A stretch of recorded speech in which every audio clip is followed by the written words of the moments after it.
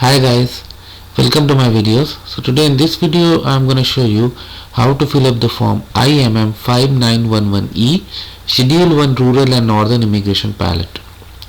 Before I proceed further, if you have not already subscribed to my channel, please go ahead and subscribe because I regularly upload videos. And if you have any concern, any question, anything that comes in your mind, feel always absolutely free to ask. Alright guys, so let's proceed. So guys, as you can see in this form that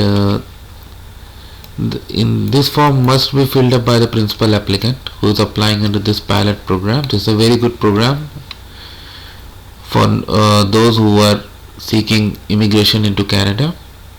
So applicant information about you, the principal applicant, your family name, so that you can put here. So this form is like editable. So let's say there is an Indian citizen who is applying for this. His name is John Smith. So Smith will be his family name, given and his given name is John. Oh, sorry about that. His passport number. So I am gonna create one Indian passport number. Date of birth. So let's say this guy was born in 1988. Let's say he was born on Canada Day. So July 1. Country or territory of birth as shown on your passport. So let's say he's from India. Citizenship, he is an Indian citizen. Country of residence, he is living in India. Telephone number, let's say oh,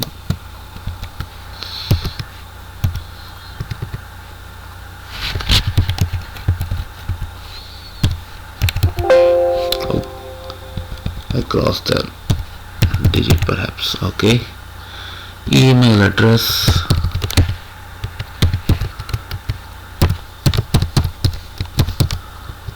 Let's say he's unmarried. Number of expected accompanying family members. Let's say 0, but yes, if you're married, you have kids, wife, include that number here.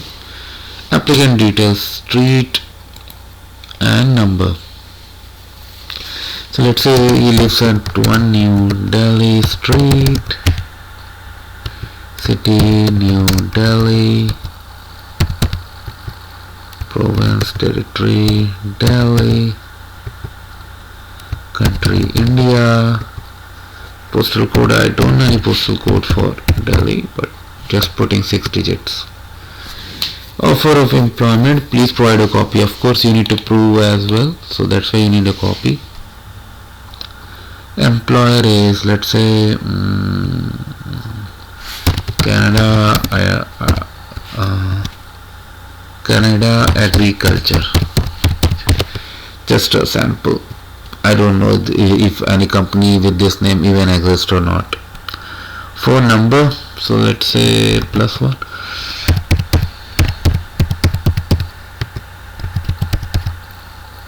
Oh, so here also I can do that then. Extension, okay, yes,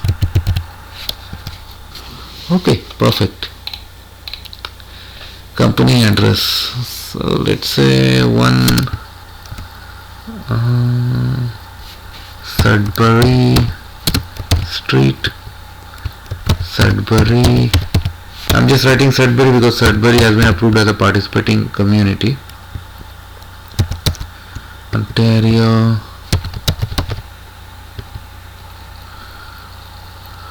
Postal code, I don't know any postal code there.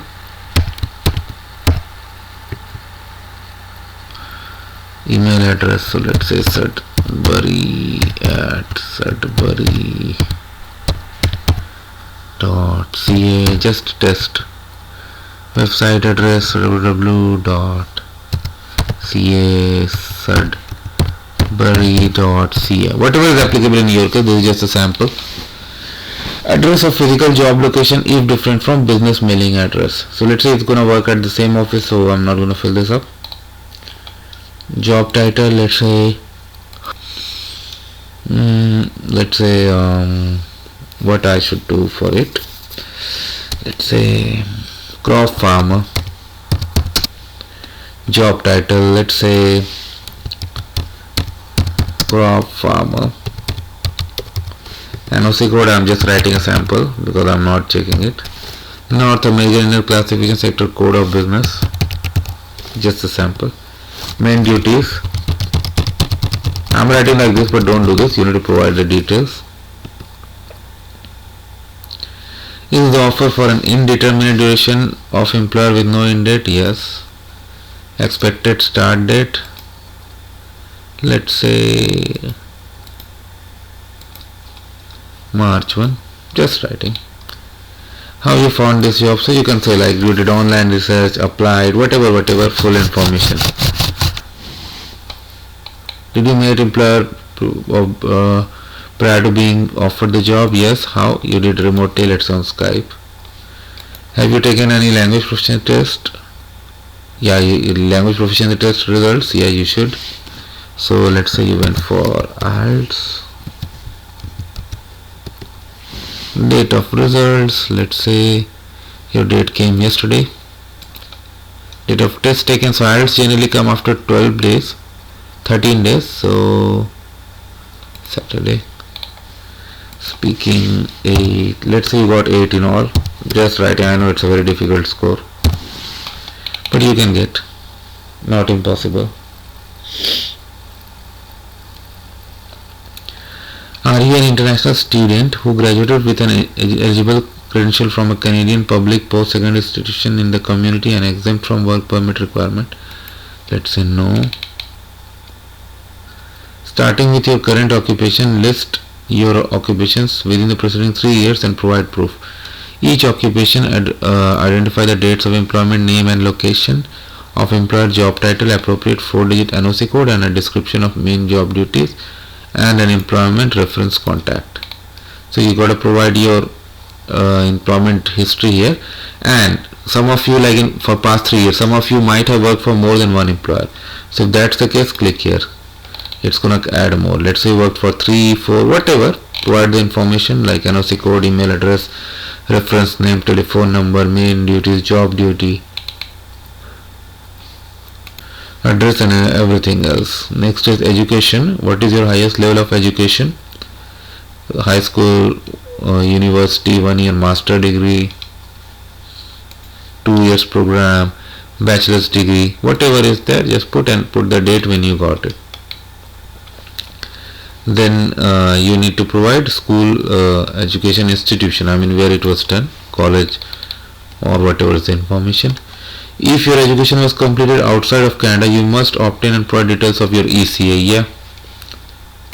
Organization that issued educational ECA. There are few, but most of the people I've seen go for WES. So if you have gone for WES or whatever, provide that information here. Date it was issued and certificate number. Settlement funds. I am aware of the settlement fund requirement to apply for permanent residence if I am not currently working in Canada and at least I have sufficient funds to meet the requirements. Okay, let's say you have declaration. Before you put the declaration, you can select the date here and then you can put your signature.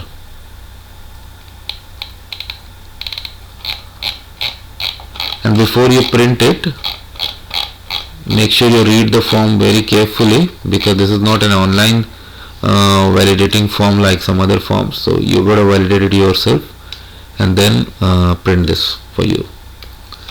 So I hope you like this video. Make sure to give it a like and comment, and if you have any concern, any question, anything that comes in your mind, feel always absolutely free to ask. Thank you guys.